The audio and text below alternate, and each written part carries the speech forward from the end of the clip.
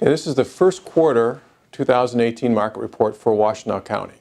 Washtenaw County continues to outperform really the rest of the state of Michigan.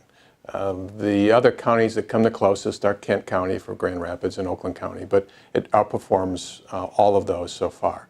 And for a seller, that's good news. For a buyer, it can be frustrating because the outperforming is the number of homes being sold and the inventories. And inventories are at record lows in Washtenaw, lower proportionally than most any other, really any county in the state. And that can be frustrating for buyers. In fact, for the first 3 months of this year, the number of home sales in Washtenaw County have actually declined. Most of that decline has been in the under $250,000 market. And it's not because there's less demand, although there is some evidence that there is slightly less demand for housing in 18 than this time last year in 17. And the reason for that is that interest rates are up and home values are up. In Washtenaw, the median home price is up almost 20% from last year. Now, that doesn't translate into appreciation. You have to be careful with that number. What that really means is some of that is appreciation, but a bunch of it is the fact that the homes available in the lower price ranges are gone. There just are no inventory there. So buyers are moving up and buying a more expensive home, and that's driving the median price up as well. So it's a combination of those two issues.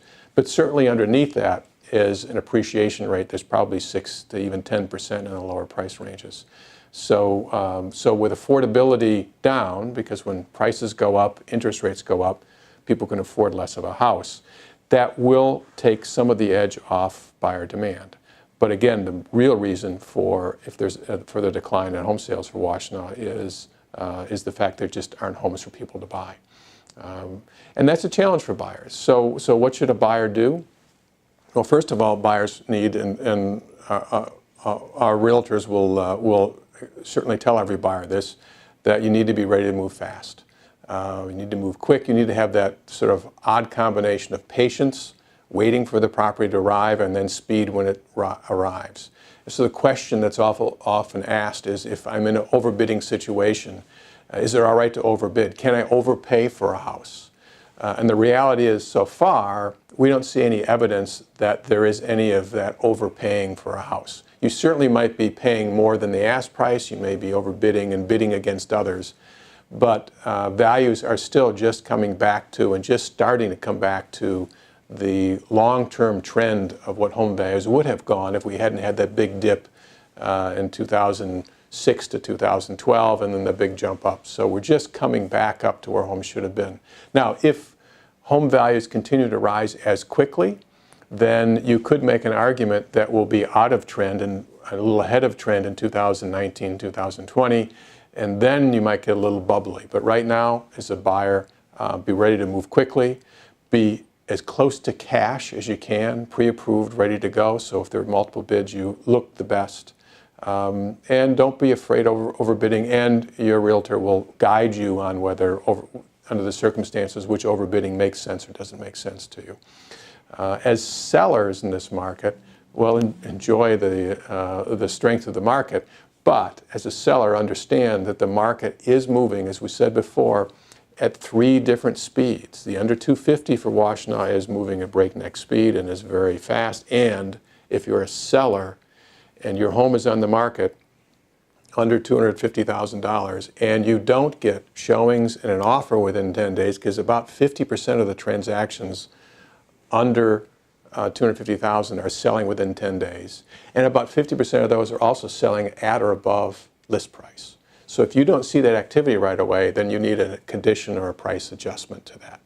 In the middle market, 250 to 500, we're still seeing the similar issues. You're still seeing about 40% of the homes selling within 10 days and about 60-70% within 30 days.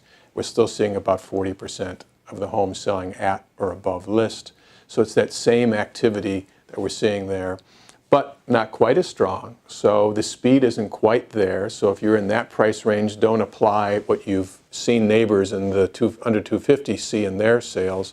And if you're over 500, again, it's still one of the strongest upper end markets in the state, but it still is significantly slower in the upper ends than the middle and lower markets. And that's where you see the biggest change in velocity. So at the upper end, only about 20% of the homes are selling within 10 days. But we're still seeing about 45% of the properties in those first 10 days selling at or above list price. So that says for the upper end, some of the higher priced homes, if they're in good condition and priced right, they're getting the activity, they're getting some of that overbidding activity that you really see at the lower ends. So you can create that there at the right price and right conditions. So in general, again, Washtenaw continues to be one of the strongest real estate markets. Just remember as a seller that the market's moving at different velocities, so talk to your agent about where you stand.